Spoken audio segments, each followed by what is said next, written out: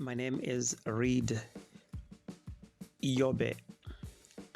Today, I want to talk to you about Zimbabweans living in the diaspora. Today's message, I want to give you the title, Lamentations of Zimbabweans living in the diaspora. The main reason I am sharing with you this video, I just want to make my point clear. I want to share with Zimbabweans living in Zimbabwe the kind of life that their relatives or friends are living. There is something going on that has to do with the relationship between the people that are working, the Zimbabwean population that is in the diaspora, and the population of Zimbabweans that is residing within the country of Zimbabwe. There is a misunderstanding between the people, or rather the relatives of the people that are working in the diaspora and the people that are in Zimbabwe.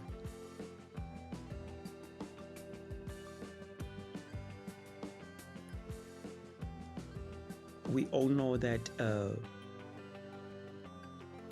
Zimbabweans that are living in the diaspora are also contributing financially to the economy of Zimbabwe. And this is not only about Zimbabwe, but any country that you can think of has got people in the diaspora that are contributing to the economy of their country. All the countries, any country that you can ever think of, has got people somewhere that are working and sending money back home. So today I just want to talk about Zimbabweans. I want to talk about Zimbabweans because there is a misunderstanding between the people that are working, that are in the diaspora, and their relatives back home, the ones that they are actually looking after. There are quite a number of countries where Zimbabweans are living. I'm talking about the Zimbabweans that are living in the diaspora.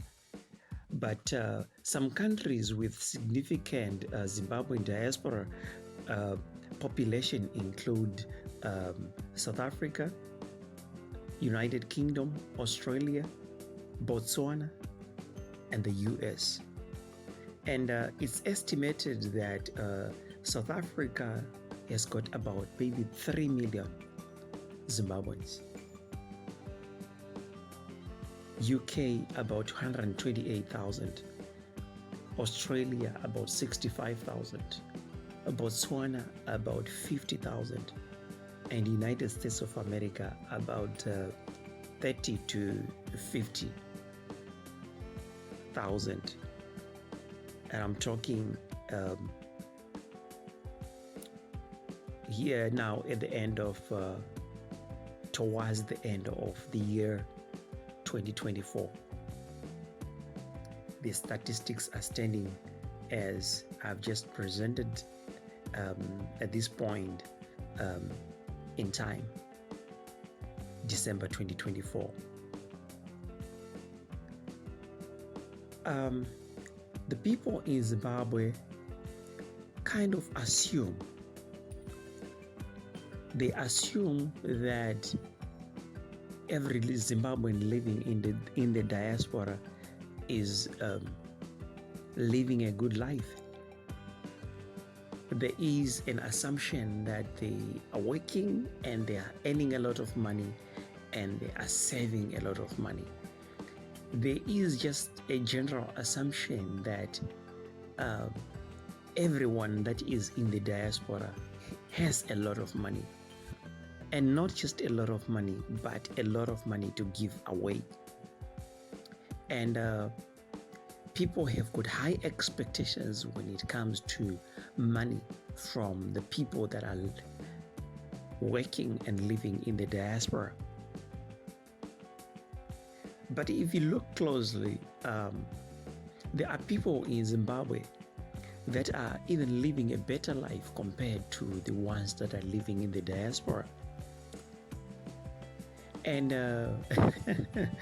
what makes it funny is that normally, especially when there are some contributions that should be made or expected to be made as far as families are concerned, the families will be expecting those that are living in the diaspora to contribute more. But in some other cases, I have found that in a family, there could be someone that is doing better financially, better than the one that is in the diaspora. There could be someone back home that is doing better than someone that is living in the diaspora.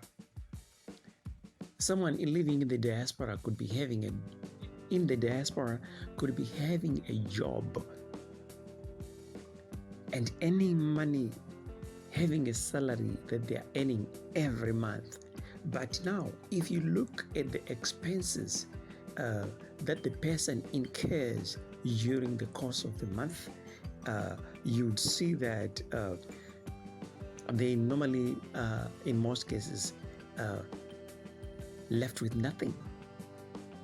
Not forgetting that they are also expected to send money home, buying so that people back home can also survive, buy groceries and pay bills, and also maybe pay school fees for those that will be having children that will be going to school. And these children might not be, in some other cases, children of the people that are living in the diaspora, but they could be children of members of the family. And some of them could be extended family members with children that whose school fees will be paid by relatives in the diaspora. So people living in the diaspora have got expenses.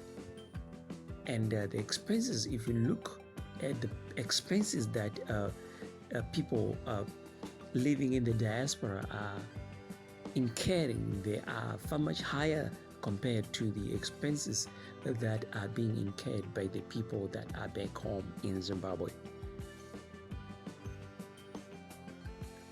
Life is tough for some of the people, especially those living in the diaspora, and a majority of them are living from hand to mouth, and the bills that they are paying, and I've just told you that the expenses that they are incurring are so high, and they at the same time are expected to send money home.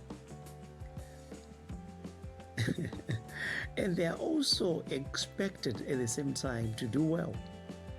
And that just shows you that people still think that these people living in the diaspora earn huge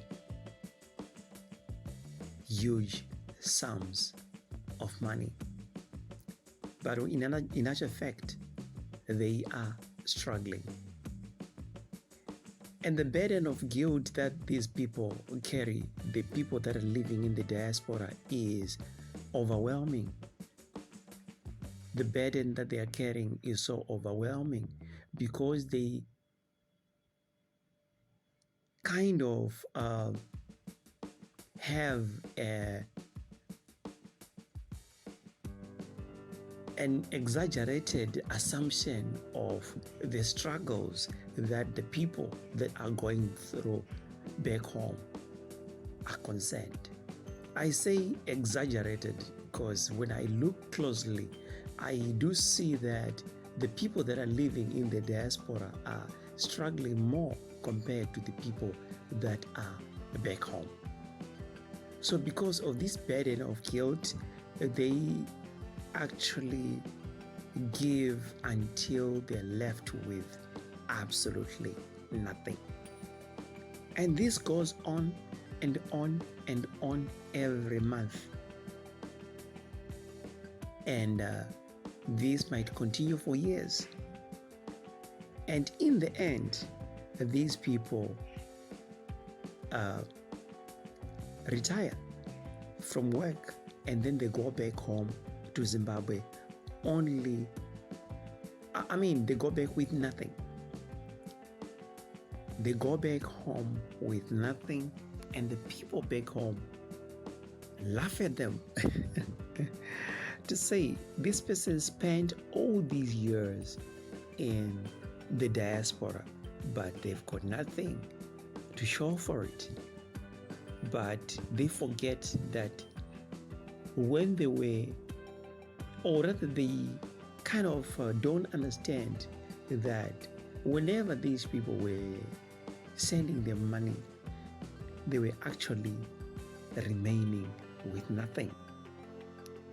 And one thing that these people living in the diaspora will get to know very late is that all this time when they were sending money home and were feeling this overwhelming burden of guilt, were carrying this overwhelming burden of guilt as far as the lives and the struggles of the people back home were concerned, people were not really struggling as much as they thought.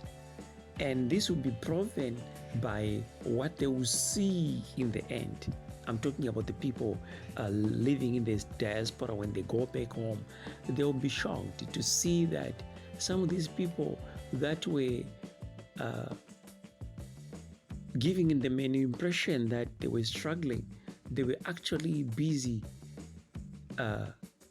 building their own lives. Because when they go back home, these people that were living in the diaspora, they will find these people with houses, with businesses, with property. So there is a misunderstanding, and I'm just sending this message out there in the hopes that people that are back home may understand that life out there is not easy, and we love those people, we love our relatives, and we love our friends. My main plea is that people must desist from exaggerating the struggles that they'll be going through back home.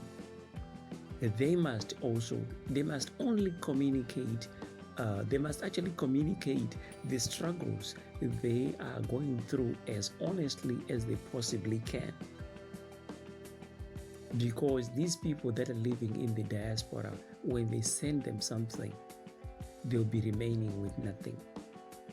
Some of these people that are living in the diaspora, when they come home, the clothes that they see them wearing, the stuff that they see them with, some of these things they are bought when these people are already coming home, when they are on their way home, because they will be trying also to kind of make an impression back home. Unfortunately, when people see them, they will think that this is their life that they live when they are here in the diaspora. So I would like to share this video with everyone, especially those that are back home, to say they must understand that the people that are living in the diaspora love them very much, and they are willing to die for them, and they're actually dying because when a person works his or her whole life without saving a single cent, and then grows old until they cannot work at all. When they no longer have any strength to work and they've got nothing, they now start depend on other people to look after them. You must just know that this person could have saved money. This person could have bought property and invested in some businesses that were going to assist them, but they were so much concerned about trying to help their relatives and friends back home, so much that they say to themselves they cannot have a life without helping their loved ones. They chose to deprive themselves of preparation for their own future. They deprive themselves of that so that they can help. Except the only problem is that these people had nothing. So whenever they sent money, they were actually remaining with nothing. And this went on up until these people grew old and could not work. So the life of a person living in the diaspora is actually a sad one. And in the end, they have nothing. They just go back home and die, because people will be laughing at them to say, this person was living in South Africa, or this person was living in the UK, Australia, Botswana, the US. They failed to save money. So let them die. And they die. So let us be kind to these people. My name is Reed Yobe. Thank you.